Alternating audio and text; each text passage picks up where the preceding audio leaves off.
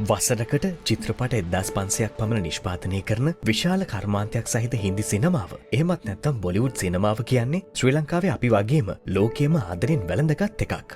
ඒ වගේම චිත්‍රපට සම්බන්ධයෙන් ගත්තම ඉන්දියානුවන් කියන්නේ උමතු ප්‍රේක්ෂකයන් කොටසක්. ශ්‍රී ලංකා සිනමාවේ ප්‍රේක්ෂකයන් පවා ප්‍රධාන ධාරාවේ හින්දි චිත්‍රපටයක් නිකුත් වුණාම ඒක බොහොම ආදරෙන් වැළඳ ගන්නවා. ඒ අතරින් වැඩිම ප්‍රේක්ෂක ආදරයක් අනිවාර්යෙන්ම බොලිවුඩේ වීරයා ලෙස සලකන ශාරුක් ඛාන්ට හිමි වෙනවා.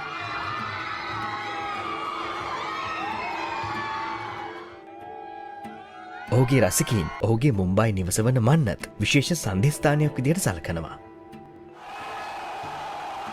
අපි හැමෝම දැකලා තියෙනවා ශාරුක් ඛාන් ඔහුගේ ටෙරස් එකෙන් ඔහුගේ රසිකයින්ට ආචාර කරනවා.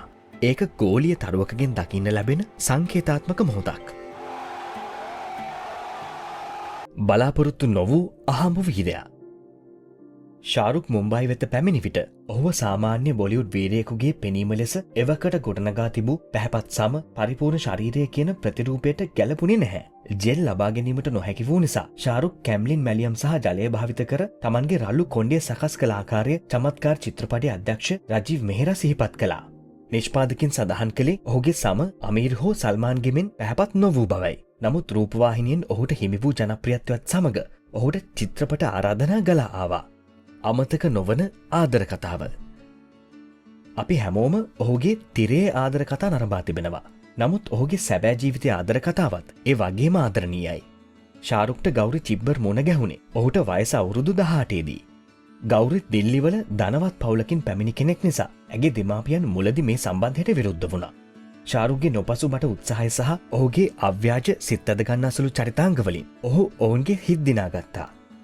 ගෞරගේ පවුලේ අය ඇයගේ විවාහ උත්සවය අවසන් වී සමුගන්නා මොහොතේදී ශෝකයෙන් සිටින විට ශාරුක් දැක්වූ මෘදු ප්‍රතිචාරය ඔහුගේ විශ්වාසය සහ ආදරය මනාව පිළිබිඹු කළා. ඔයාලට මෙච්චර දුකයි නම් මෙයාව මෙහි තියාගන්න. මම එන්නම් මෙයාව බලලා යන්න. ඔවුන් හින්දු චාරිත්‍රවලට අනුකූලව වගේම උසාවියේ ඉදිරියේදී විවාහ වුණා. නව යුගයක ආරම්භය DDLJ සහ ඉන් ඉදිරියට දීවානා සිනමාවේ ඔහුගේ මංගල පෙනී සිටීම සනිටුහන් කළා.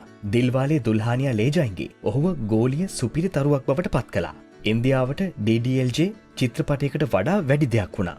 ඒක පරිපූර්ණ පරාර්ථකාමී ආදර කතාවක් කොයි වගේද කියන දේ පරම්පරාවකටම කියලා දීපු සංසිද්ධියක්. මේ චිත්‍රපටයේ ගීත සහ සංගීතය ශනිකව ක්ලාසික් නිර්මාණයක් බවට පත් වුණා. ඒ වගේම 2001 වන විට එය තනි සිනමාහලක දීර්ඝතම කාලයක් අඛණ්ඩව තිරගත වූ චිත්‍රපටය ලෙස ශෝලේ චිත්‍රපටයට හිමිව තිබූ වාර්තාව බිඳ දැමුවා. චිත්‍රපට ගීතයේ පමණක් පිටපත් මිලියන 25ක් පමණ අලෙවි වී තිබෙනවා. කාලයත් සමග කොතෙකුත් තරු ආවගියා වුණත් DDLJ ඔහු ප්‍රේම රජු යන ප්‍රතිරූපයේ සදාකාලික ආකර්ෂණය සංකේතවත් කරමින් මුම්බායිහි මරාතා මන්දිරෙහි තිරගත වෙමින් තිබුණා. කාන්තාවන්ගේ සිත්ගත් පිරිමියා. ඔහුගේ සිත් ගන්නාසුළු බවට හේතු වුණේ රොමෑන්ස් කියන සංකල්පයම පමණක් නෙවෙයි. රිදී තිරයේදී සහ සැබෑ ජීවිතයේදී කාන්තාවන්ට ඔහු දැක් වූ ගෞරවයත් ඊට විශාල වශයෙන් හේතු වුණා. දිල් තෝ පාගල් හේ වැනි චිත්‍රපටවලින් එය තවත් වැඩි වුණා. ඔහු තම බිරිඳගේ සාරිපට අල්ලාගෙන සිටීම, මෝටර් රථයේ දොර විවෘත කර දීම ඔහුගේ මෘදු බව නිර්වචනය කරන ලක්ෂණ වුණා. ජනප්‍රිය නිලී මధుර ඩික්ෂිත් වරක් සඳහන් කළේ ඔහු තමයි මේ ශාස්ත්‍රයේ ඉන්න හොඳම මිනිසා. අවංකවම ඔහු විනීතයි. ඔහුගේ කාන්තා සහය නිලයන් ආරක්ෂිතව නිවසට ගොස් ඇති බව තහවුරු කරගන්නා තොරු ඔහු කිසිම විටක චිත්‍රපට පසුතලෙන් යන්නේ නැහැ ලෙසයි. ගෝලීයව ලැබූ කීර්තිය. රාවන් සහ සීරෝ වැනි චිත්‍රපටවලින් බොක්ස් ඔෆිස් අසාර්ථකත්වයන්ට ශාරුක් මුහුණ දී තිබෙනවා. විචාරකයන් බොහෝ විට කියා සිටියේ ඔහුගේ හොඳම කාලය අවසන් බවයි. නමුත් අසාර්ථකත්වය කිසිවිටකත් ඔහු සමග දිගු කලක් රැඳී සිටින්නේ නැහැ. ඔහු සෑම විටම ශක්තිමත්ව ආපසු නැගී සිටින